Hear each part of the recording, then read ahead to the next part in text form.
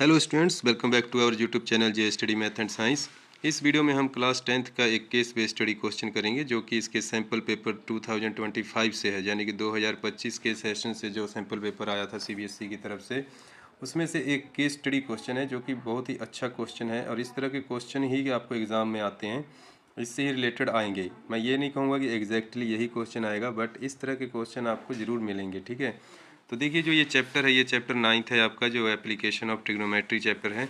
उस चैप्टर से ये एक इम्पोर्टेंट केस बेस्ड स्टडी है। तो चलिए इस केस बेस्ड स्टडी क्वेश्चन को हम करते हैं। तो जैसा ही देखो क्वेश्चन में क्या लिखा हुआ है कि the international kite festival takes a place every year on 14th January. ठीक है, जो काइट फेस्टिवल मनाया जाता है, इंटरनेशनल काइट फेस्टिवल डेज, वो 14 जनवरी को मनाया जाता है। The main attraction of the festival includes national and international kite flyers, parade, kite flying and traditional stalls etcetera. इस तरह की स्टॉल्स लगती हैं, ठीक है, इस फेस्टिवल पे, इंटरनेशनल लेवल पे। तो पराड, काइट फ्लाइंग, इससे हमें ज़्यादा कोई मतलब नहीं है, हमें तो इसके क्वेश्चन पे चलना है। ठीक है, on this day few kite flyers had assembled at point O. तो यहाँ से अब देखिए आपका क्वेश्चन स्टार्ट होता है, जहाँ से आपको पढ़ना है और समझना है। On this day few kites flyers had assembled at a point O on the ground. The position of the three kites A, B, C was such that A and B were at the same vertical height of 40 metre from the ground level. तो जैसा कि आपको ये diagram दी गई है, देखिए इस diagram में क्या कुछ दिया हुआ है। आप अगर ध्यान से देखोगे इस डायग्राम में, तो एक काइट ए की पोजीशन यहाँ पर है, काइट बी की पोजीशन ये है, और काइट सी की पोजीशन यहाँ पर है।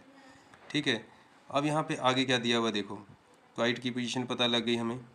उसके बाद उनकी vertical height 40 metre from the ground level. अब बोल रहा है कि जो kite A and kite B हैं, इनकी जो वर्टिकल हाइट है वो कितनी है, 40 metre from the ground level. Ground level से दोनों क्या है, 40 मीटर की हाइट पे उड़ रहे हैं, kite A and kite B. उसके बाद देखो क्या है, the angles of elevation A B and C from over 60 degree, 45 degree and 30 degree. देखिए काइट ए का जो एंगल ऑफ एलिवेशन है वो 60 डिग्री है, डायग्राम में आप इजीली देख सकते हैं। काइट बी का 45 डिग्री है, और काइट सी का जो है वो 30 डिग्री है। ठीक है, इस तरह से लिखा हुआ है।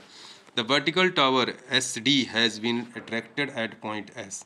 उसके बाद यहाँ पे आप देखोगे तो ये वर्टिकल क्या है, टावर है।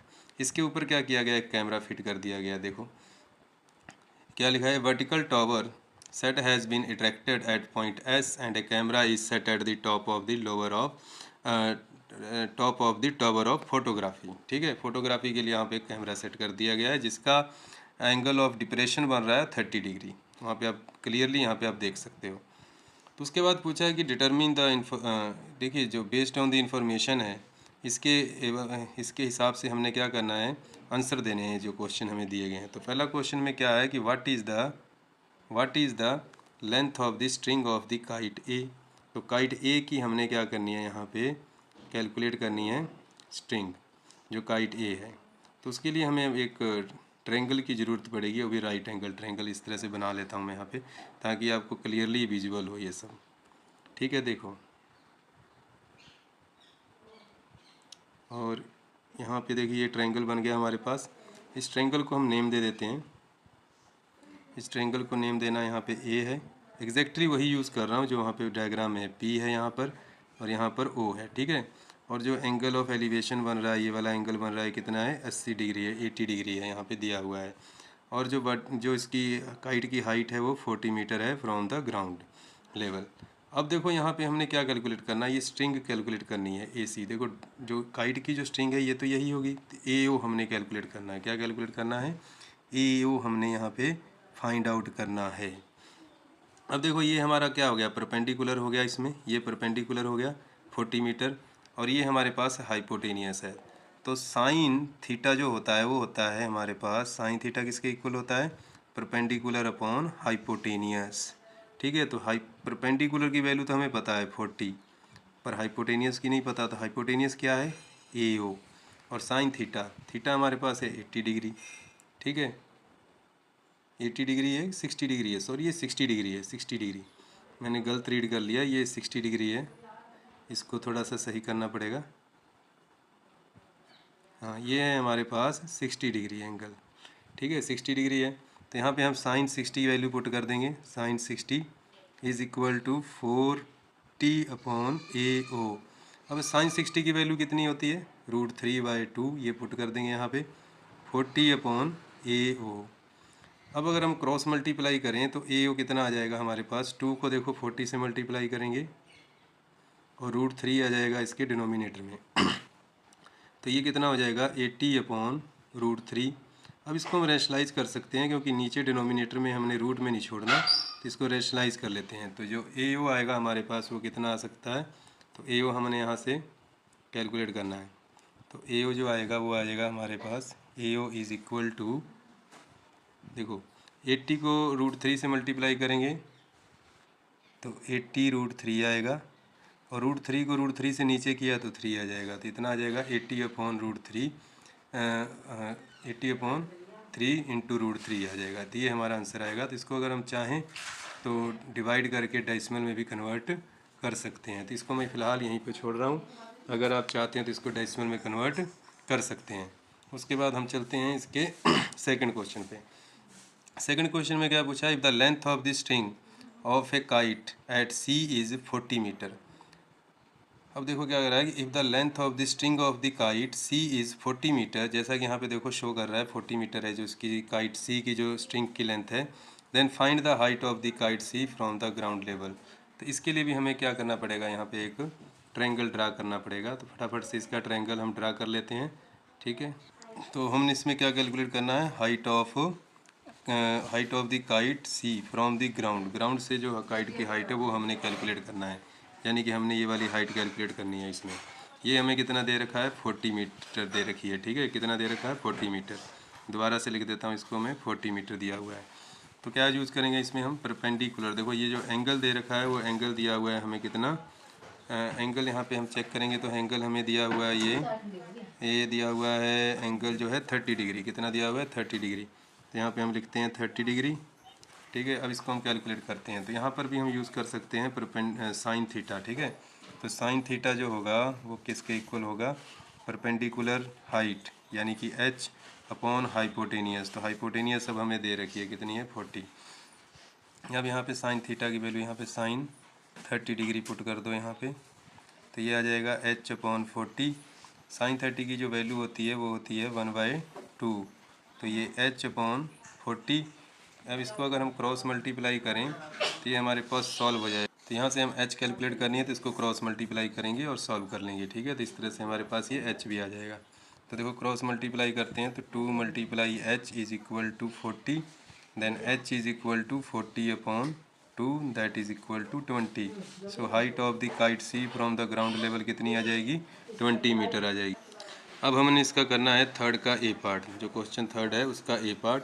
तो उसमें क्या पूछा है कि what is the horizontal distance between the kites A and B, यानी कि kite A and kite B के बीच में जो हॉरिजेंटल डिस्टेंस है वो कितनी होगी। तो यानी कि हम यहाँ पे क्या कैलकुलेट कर सकते हैं, P और Q की डिस्टेंस कैलकुलेट कर सकते हैं कि P और Q में कितनी डिस्टेंस है, तो उतनी ही इसमें हॉरिजेंटल डिस्टेंस होगी काइट A और काइट B के विचकार में।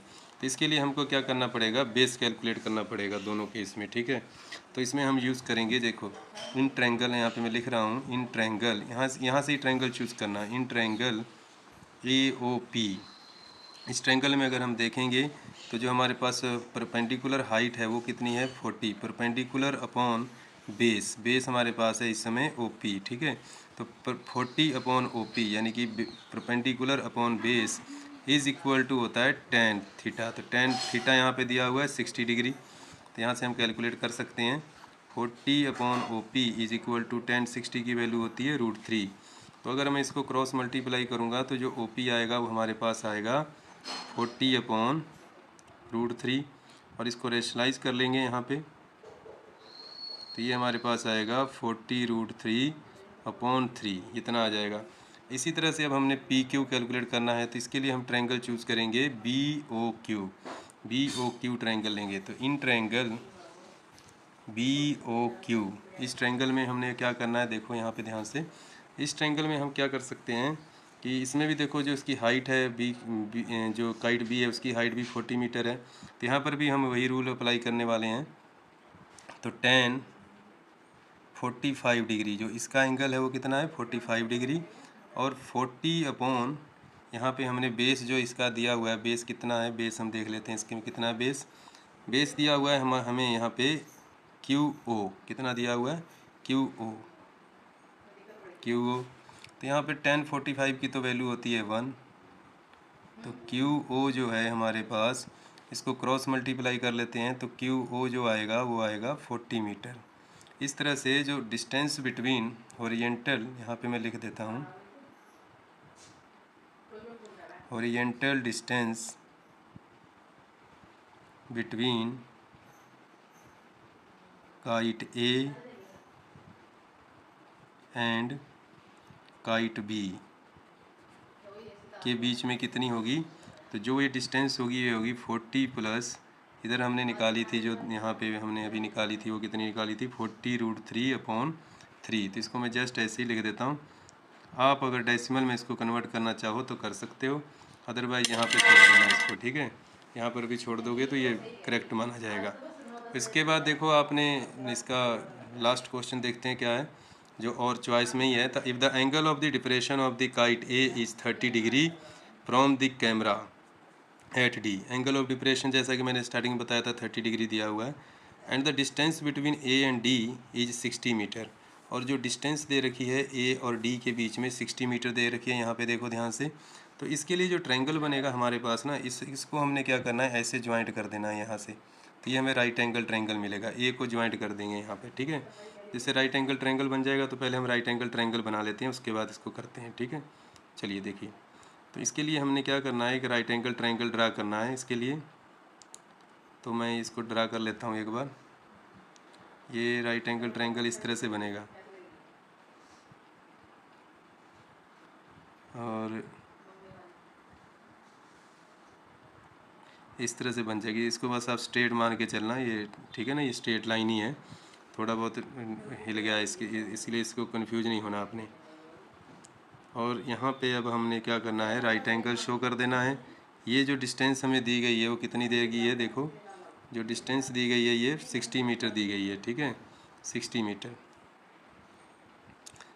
मीटर दी हुई है ये डिस्टेंस, और जो एंगल ऑफ यहाँ पे डिप्रेशन दिया हुआ है वो 30 डिग्री दिया हुआ है। तो इसके अकॉर्डिंग देखो, ये तो हो गया बेस, ये हो गया बेस। हमने कैलकुलेट करना है ये वाली डिस्टेंस कैलकुलेट करनी है। देखो क्या पूछा हुआ है वहाँ पे कि then find the height of the tower, tower की हाइट पूछ रखी है इसने। तो टावर की हाइट के लिए हमको सिर्फ ये वाली हाइट ही कैलकुलेट करनी है, बाकी तो वो पोल की हाइट हम इसमें ऐड कर देंगे। तो ये वाली हाइट हमने कैलकुलेट करनी है। तो इसके अकॉर्डिंग देखोगे तो ये तो हो गया हमारे पास बेस हो गया, ये हो गया परपेंडिकुलर। तो यहाँ पे अगर हम लिखेंगे परपेंडिकुलर अपॉन हाइपोटेनियस, ये हो जाएगा हमारे पास साइन 30 डिग्री।